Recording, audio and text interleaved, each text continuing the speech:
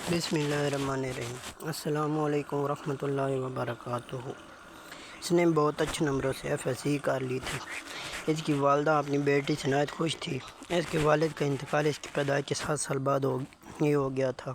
تب سے لے کر اب تک اس کی والدہ لوگوں کے کپڑے سلائی کر کے گھر چلا رہی تھی۔ وہ دن رات کپڑے سلائی کرتی اور بیٹی کی پڑھائی کا خرچہ اٹھاتی۔ زوبیہ بھی اپنی امی کا بہت احساس کرتی، ان کے گھر کے کام میں ہاتھ بٹاتی۔ اب اس نے BSc میں داخلہ لے لیا تھا۔ کالج میں اس کے دوست فائزہ ہمیشہ ناول پڑھتی رہتی اور وہ اسے ہمیشہ ٹوکتی تھی کہ وہ اپنا وقت ضائع کرتی ہے۔ زوبیہ خود سارا دن کتابی کیڑا بنی رہتی۔ اس کی کوشش ہوتی کہ کالج سے ہی سبق یاد کیا جائے تاکہ گھر جا کر اماں کا ہاتھ بٹایا جا سکے۔ ایک دن گھر کے حالات سے نہایت پریشان زوبیہ سیڑھی پر بیٹھی گہری سوچ میں ڈوبی ہوئی تھی۔ فائزہ نے اسے دیکھا تو اس کے پاس آ کے بیٹھ گئی اور اس سے یوں اداس ہونے کی وجہ پوچھنے لگی۔ زوبیہ نے بتایا کہ گھر کے حالات کافی خراب ہیں، فیس جمع کرانی ہے اور پیسوں کا انتظام نہیں ہو پا رہا۔ فائزہ اس کی بات سن کر کچھ سوچنے لگی اور تھوڑی دیر بعد بولی، تم اپنا موڈ سیٹ کرو، سب ٹھیک ہو جائے گا۔ چلو میں تمہیں کہانی سناتی ہوں جو میں پڑھ رہی ہوں۔ اس بلند آواز میں کہانی پڑھنا شروع کر دی۔ پہلے تو زوبیہ کا دل بہت بے چین رہا، مگر آہستہ آہستہ کہانی میں دلچسپی لینے لگا۔ دھیان بڑھ گیا اور وقتی طور پر وہ کافی پرسکون محسوس کرنے لگی، جیسے وہ حقیقی دنیا سے کہیں اور پہنچ چکی تھی۔ وہ گھر گئی اور بستر پر گر گئی۔ اس کی والدہ وہ تمام رات کپڑے سلائی کرتی رہی، کوئی پیسے ادھار لے کر اس کی فیس کا انتظام کیا۔ وہ ساری رات سو نہیں سکی۔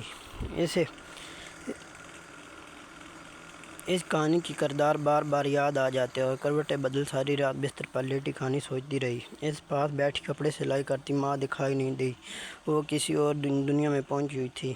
اگلے دن اس نے جاتے ہوئے فائزہ سے ناول ادھار لے لیا اور کہانی پڑھتی ان کے کردار میں خود کو تلاش کرتی۔ دن گزرنے کے ساتھ ساتھ اس نے اپنی امی کو وقت دینا کم کر دیا۔ پڑھائی میں دلچسپی ختم ہونے لگی۔ امی کو کم ہوتی نظریں اور بڑھتی ہوئی جھریاں اس سے دکھائی نہیں دیتی تھیں۔ اب اسے صرف اس دنیا سے غرض تھی جو وہ ناول میں پڑھتی تھی۔ اب اسے نہ ہی فیس کی فکر ہوتی، نہ پڑھائی اور نہ ہی والدہ کے ساتھ ہاتھ بٹانے کی والدہ بہت سادہ تھی اور پڑھنا لکھنا نہیں جانتی تھی۔ کئی دفعہ زوبیہ سے پوچھ چکی تھی کہ پہلے تو رنگ برنگی لڑکیوں کی تصویروں والی کتابیں تم نہیں پڑھتی تھی اور اب اتنا وقت بھی نہیں لگاتی تھی سبق پڑھنے میں، اب کیا ہوا؟ وہ ہر بار یہ کہہ کر ٹال دیتی کہ اماں پڑھی جماعتوں میں یہ کتابیں ہوتی ہیں۔ اس کی والدہ کی اس کے رویے میں تبدیلی معلوم ہو رہی تھی، مگر وہ کچھ نہ کہتی۔ ایسے ہی وقت گزرتا گیا اور وقت کے ساتھ ساتھ اس کی ماں کی بینائی کم ہوتی گئی، ہاتھوں اور چہرے کی جھریاں بڑھتی گئی۔ اس کے BSc کے امتحان ہو چکے تھے تو اس نے ذرا بھی دل لگا کر نہیں دیے تھے۔ ان 2 سالوں میں اس نے اپنی والدہ کی بہت نافرمانی کی۔ اس کی والدہ اب جلد اس کے اپنے گھر کا کرنا چاہتی تھی۔ کچھ محلے کے عورتوں سے کہا تو اس نے ایک رشتہ بتایا، مناسب لگا تو اس بارے میں زوبیہ سے بات کی۔ اس کا دماغ تو 7ویں آسمان پر تھا۔ اس نے کہا، نہیں اماں، مجھے نہیں کرنی ابھی شادی۔ اس کی والدہ نے اسے سمجھایا، کیا وہ بوڑھی ہو رہی ہے؟ تو وہ بولی کہ میں آج آپ پر بوجھ بن گئی ہوں، کیا آپ کا یہ مطلب ہے نا کہ آپ مجھے کھلا نہیں سکتی؟ اس کی یہ بات سن کر والدہ کی آنکھیں نم ہو گئیں اور وہ خاموش سے کچن میں چلی گئیں۔ کا رزلٹ آیا تو سب حیران تھے۔ وہ A+ گریڈ لینے والی زوبیہ بمشکل پاس ہوتی تھی۔ والدہ نے دلاسا دیتے ہوئے کہا کہ کوئی بات نہیں بیٹی، بڑی جماعتوں میں ایسے ہی نمبر آتے ہیں، شہزادی پاس تو ہوگی ہے نا، یہ ہی بہت خوشی کی بات ہے۔ اور اس کا منہ چومنے لگی۔ والدہ نے کافی کوشش کی کہ اس کی شادی کر دے اور وہ نہ مانی۔ ایک دن وہ فائزہ کے گھر گئی تھی۔ جب وہ واپس آئی تو اس کی والدہ لیٹی تھی، وہ سمجھ آرام کر رہی ہیں۔ کافی دیر بعد جب اس نے جگایا تو وہ نہ اٹھی۔ اس نے گھبراتے ہوئے زور سے ہلایا، مگر وہ اس دنیا سے کوچ کر چکی تھی۔ وہ اب پری دنیا میں تنہا ہو چکی تھی۔ یقین نہیں آ رہا تھا کہ وہ اکیلی رہ چکی ہے۔ والدہ نے اپنے پروں تلے کبھی اس زمانے کی گرم لو کا پتہ ہی نہ چلنے دیا۔ اس ماں کا وہی مسکراتا چہرہ بار بار دکھائی دیتا۔ وہ غم سے نڈال ہو چکی تھی کہ اپنے پچھلے 2 سال رہ رہ کر یاد آتے اور پھوٹ کر روتی کہ کس قدر بد نصیب تھی۔ میں اپنی ماں کی مدد کی بجائے ایک نئی دنیا بسا بیٹھی تھی۔ مجھے اپنی ماں کی باتوں سے زیادہ ان کہانیوں میں سکون ملتا تھا۔ سارا دن ایسی ہی پڑی رہتی، کوئی نہیں تھا جو اس کو دیکھنے آتا، اس کا سہارا دیتا۔ اس کو اپنی نافرمانیوں کی سزا اب اکیلے ہی کاٹنی تھی۔ کی تدفین کے بعد محلے کی کوئی عورتیں بھی اس کا پتہ کرنے نہیں آئی تھیں۔ اپنی ماں کے کپڑے اس کی سلائی مشین کی چومتی رہتی، اس کی خوبصورتی ماند پڑ گئی تھی۔ اس کی چمکتی آنکھوں کی جگہ سرخ آنکھیں اور سیاہ حلقوں نے لے لی تھی۔ اسے اب محسوس ہو رہا تھا کہ اس کا سارا جہان تو اس کی ماں ہی تھی۔ مگر اب کیا ہو؟ جب چڑیا چگ گئی کھیت، والدہ کے انتقال کا 1.5 ماہ گزر چکا تھا۔ وقت گزرنے کے ساتھ ساتھ اسے اب احساس ہونے لگا کہ اسے باہر نکلنا پڑے گا۔ اسے وہ گھر میں بند رہ کر ساری عمر نہیں کاٹ سکتی۔ اس نے اپنا منہ دھویا اور خود کو دلاسا دیا۔ 1.5 ماہ میں وہ اللہ سے بہت قریب ہو گئی تھی۔ اس نے رو رو کر اپنی والدہ کے لیے دعائیں مانگی، تہجد پڑھتی اور بس اللہ کو ہی یاد کرتی رہتی، عافیت مانگتی۔ نے اپنی جنت کا دل دکھایا ہے اسے اب وہ حوصلہ عطا کر گیا تھا کہ وہ اس کے قابل ہو گئے تھے خود نکل کر اپنے لیے روٹی کپڑے کا انتظام کر سکے۔ نے جاب کی تلاش شروع کی۔ کم گریڈ کی وجہ سے اس نے نوکری نہیں مل رہی تھی، مگر وہ اب سخت چٹان بن چکی تھی۔ مسلسل تلاش کے بعد اسے ایک اسکول میں نوکری مل گئی۔ اس کے لیے کافی تھا وہ جاب۔ اب اسے کوئی شوق نہیں رہا تھا۔ سارے ناول جلا ڈالے تھے۔ اس نے کہانیوں کے کردار میں خود کو ڈھونڈنا چھوڑ دیا تھا۔ نئے کپڑے اب اسے اچھے نہیں لگتے تھے۔ وہ بہت دل لگا کر بچوں کو پڑھاتی، ان کو سکھاتی کہ والد اور والدہ کا کہا مانو، حسن سلوک سے پیش آؤ، کام میں انکار ہاتھ بٹاؤ۔ سارا دن بچوں میں سے اس کا دل لگا رہتا۔ رات کو وہ اپنی ماں کو یاد کرتی اور کئی دفعہ تو اسے تنہا کاٹنے لگتی۔ اپنی ماں کی باتیں یاد آتیں تو جو چاہتی تھی کہ ان کی بیٹی اپنے گھر کی ہو جائے۔ اب اسے سمجھ آتا کہ وہ کیوں اس کی شادی کرنا چاہتی تھی، مگر اب وہ نہ تو اپنی ماں کو واپس لا سکتی تھی اور نہ خود اپنی شادی کر سکتی تھی۔ اس کی والدہ کا انتقال کو 2 سال گزر چکے تھے۔ وہ اب بھی اکیلی تھی۔ اسی اسکول میں پڑھاتی تھی۔ ایک اسکول سے واپسی پر تیز قدم پڑھائی چل رہی تھی کہ ایک بڑی سی گاڑی اس کے سامنے آ کے رکی۔ اس کے قدم وہیں جم گئے۔ پچھلے 2 سالوں میں وہ پتھر بن گئی تھی۔ اسے اب چھوٹی چھوٹی باتوں پر ڈر نہیں لگتا تھا۔ اپنا راستہ بدلنا چاہا، مگر گاڑی سے ایک نوجوان نکلا اور اس کے سامنے کھڑا ہو گیا۔ کافی دنوں سے اس کا پیچھا کر رہا تھا۔ زوبیہ نے انہیں اپنی نظریں جھکائی ہوئی تھی، خاموش کھڑی اس کے بولنے کا انتظار کر رہی تھی۔ کہا جا رہی تھی محترمہ بتا ہی دو میں چھوڑ گھر تک، اور وہ گھٹیا پن کا مظاہرہ کرتے ہوئے بولا۔ وہ دل میں بس اپنے اللہ سے مدد طلب کر رہی تھی اور اب بھی نظریں جھکائے خاموش کھڑی تھی۔ کچھ تو بولیں پلیز، میں ایسا ویسا لڑکا نہیں، اذلان نام ہے میرا۔ اور آپ زوبیہ رائٹ، سارا دن اتنی محنت کرتی ہیں، تھک جاتی ہوں گی، مجھ سے دوستی کر لیں، سارا خرچہ اٹھا لوں گا، بلکہ شاپنگ بھی کراؤں گا، ہوٹلنگ بھی۔ اور اپنا غصہ بمشکل ضبط کیے ہوئی تھی۔ اس نے اسے دیکھا دیتے ہوئے اپنے قدم آگے بڑھائے اور تیزی سے دوڑنے لگی۔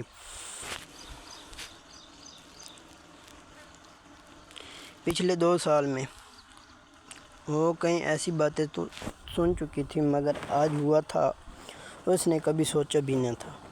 اس کو ایک بازاری عورت سمجھا گیا تھا۔ گھر آ کر وہ 2 دھاڑے مار مار کے رونے لگی۔ وہ جانتی تھی کہ وہ آسانی سے اس کا پیچھا نہیں چھوڑے گا۔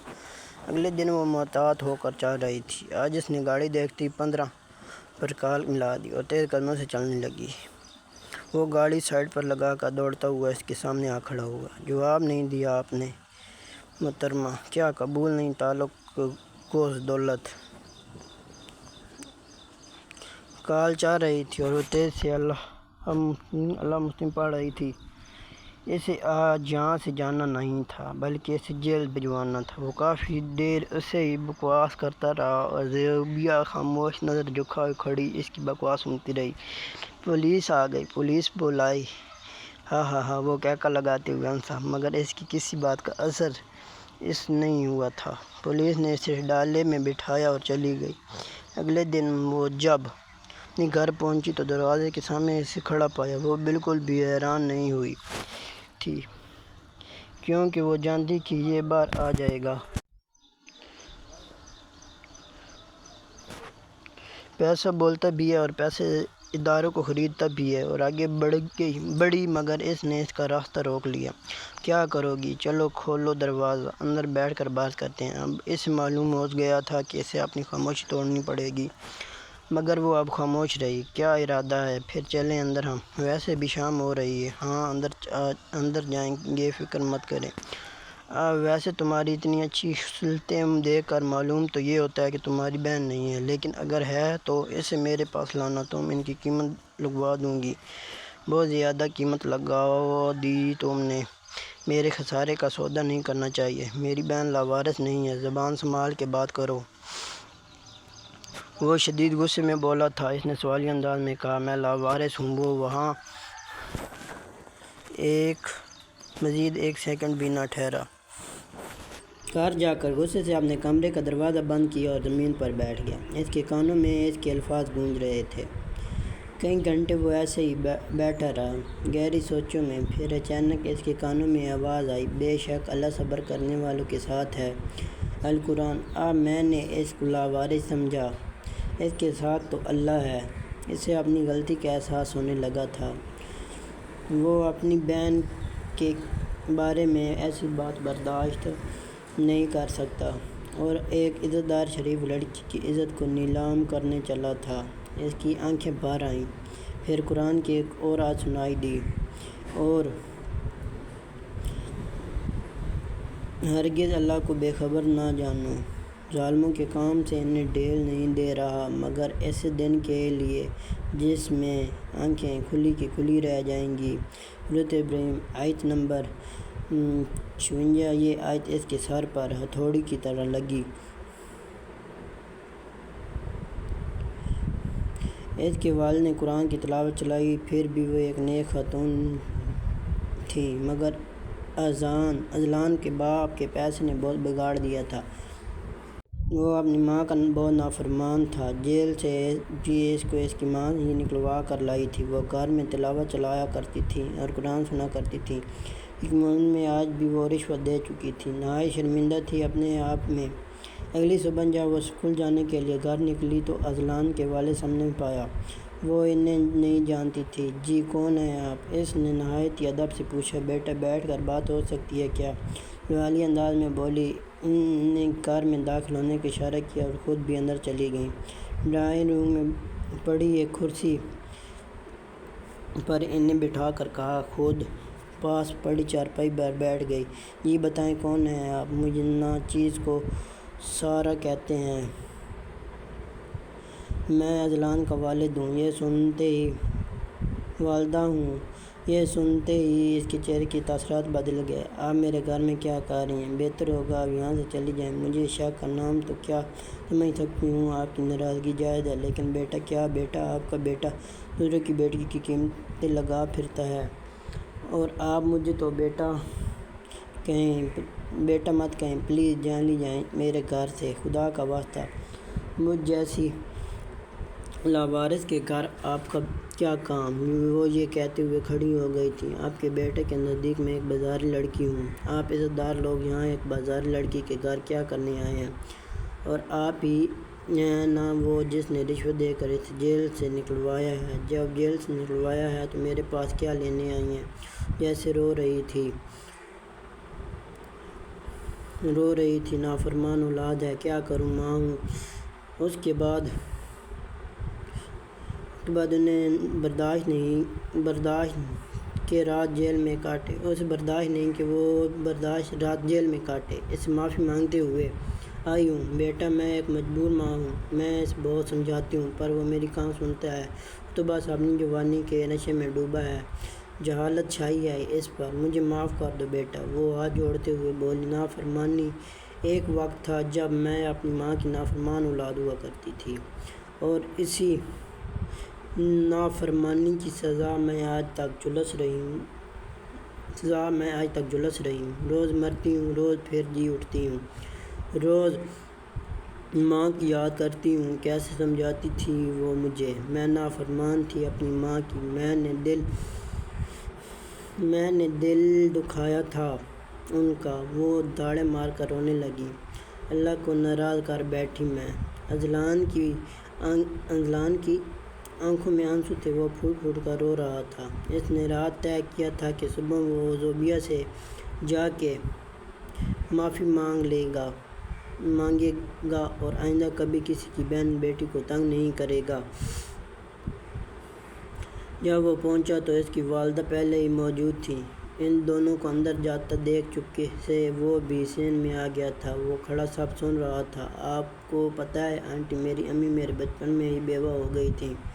انہوں نے اپنی زندگی کے آخری دن تک لوگوں کے کپڑے سلائی کر کے مجھے پڑھایا ہے، اور میں بد نصیب ان کا پیسہ ناول اور سالے خریدنے میں اڑاتی رہی۔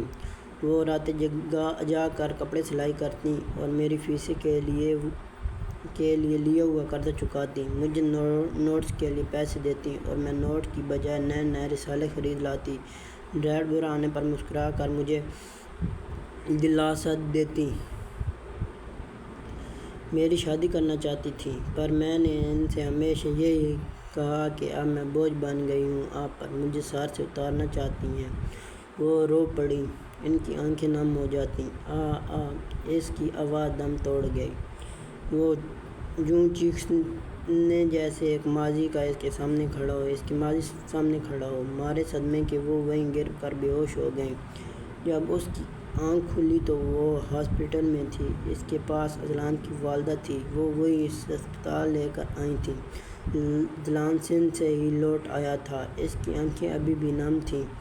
اذلان کی والدہ نے اس کے سر پر شفقت کا ہاتھ پھیرا۔ تمہیں پتہ ہے مائیں اور بیٹیاں سب کی ساتھی ہوتی ہیں۔ تمہارے جتنی بیٹی میری رائنا بہت پیاری لگتی مجھے، اسے دکھ میں دیکھ کر نہ تڑپ اٹھی میں ہوں۔ یقین جانو آج تمہیں ایسے تڑپتے دیکھ کر ویسے ہی تڑپی ہوں میں۔ تم پریشان نہ ہو، مجھے اپنی ماں بنا لو۔ میں جانتی ہوں تمہاری والدہ بہت عظیم تھیں، میں نے تو ان کے سامنے کچھ بھی نہیں۔ پلیز مجھے موقع دو، میں بہت اچھا لڑکا دیکھ کر تمہارا نکاح کراؤں گی۔ جو کام تم نے اس ماں کو نہیں کرنے دیا وہ مجھے کرنے دو، اکیلے نہیں رہ سکو گی تم۔ ان کی آنکھوں سے آنسو ٹپک رہے تھے۔ وہ سوچ میں پڑ گئی، ماں کیوں چلی گئی مجھے چھوڑ کر؟ اس کے جانے کے بعد تو میں نہ زندہ ہوں نہ ہی مردہ۔ میں دو راز قطاروں میں رو رہی تھی۔ پلیز بنا لو مجھے اپنی ماں۔ وہ التجا نظروں سے اسے دیکھ رہی تھی۔ تمہیں ماں چاہیے اور مجھے رائنا جیسی ایک اور بیٹی مل جائے گی۔ اذلان کی والدہ نے اپنے ہاتھ آگے بڑھایا۔ میری سزا ختم ہو گئی ہے، کیا میری ماں نے مجھے معاف کر دیا؟ وہ تنہائیاں، وہ ساری راتیں کا رونا ختم ہو گیا کیا؟ واقعی؟ وہ بے یقینی سے کہہ رہی تھی۔ تب ہی ڈاکٹر آئی اور اس نے زوبیہ کا نیند کا انجیکشن لگا دیا۔ اذلان کی والدہ نے ڈاکٹر سے پوچھا کہ کتنا وقت لگے گا ریلیکس ہونے میں، تو انہوں نے بتایا کہ ابھی کچھ وقت لگے گا، آپ انتظار کریں۔ کیا بات ہے امی، زوبیہ کو کیا ہوا ہے؟ اذلان کال پر پوچھ رہا تھا۔ وہ حیران ہوتے ہوئے بولی، تمہیں کیسے پتہ کہ زوبیہ؟ امی آپ یہیں رکیں، میں ہاسپٹل آتا ہوں، وہاں بات کرتے ہیں۔ اس نے کال کاٹ دی تھی۔ وہ نہایت حیرانی میں مبتلا تھی۔ فون بیگ میں ڈالا اور ایک طرف پڑے صوفے میں بیٹھ گئی۔ امی مجھے معاف کر دیں۔ وہ دوڑتا ہوا کمرے میں داخل ہوا، اپنی ماں کے قدموں میں بیٹھ گیا۔ اس کی والدہ حیران تھی کہ اس کے کیا ہوا ہے۔ امی میں نے بہت غلط کیا ہے، دوسروں کی بہن بیٹیوں کو تنگ کرتا رہا، میں آئندہ کبھی ایسا نہیں کروں گا۔ اس کے بعد آئندہ کبھی کسی بیٹی کو تنگ نہیں کروں گا۔ امی آپ مجھے معاف کر دیں۔ اس کی ماں نے اسے شفقت سے اٹھایا اور اپنے پاس بٹھایا، ماتھا چوما، آنسو پونجے۔ شکر ہے میرے بچے، اللہ نے ہدایت دی۔ امی اللہ مجھے معاف کر دے گا نا؟ وہ بالکل بچوں کی طرح سوال پوچھ رہا تھا۔ وہ مسکرائی تھی، میں نے ماں ہوں، میں نے معاف کر دیا تو اس طرح ماں جتنا پیار کرتا ہے، یہ کیسے ممکن ہے؟ اس کا بندہ سچے دل سے توبہ کرے اور قبول نہ کرے؟ بے شک اللہ تعالیٰ توبہ کرنے والوں کو پسند کرتا ہے۔ اپنی والدہ کی بات سن کر وہ صوفے سے اٹھا اور سجدے میں گر گیا۔ تو دوستو، اگر ہماری کہانی آپ کو پسند آئی ہے تو چینل کو سبسکرائب اور ویڈیو کو لائک کر دیجیے۔ شکریہ۔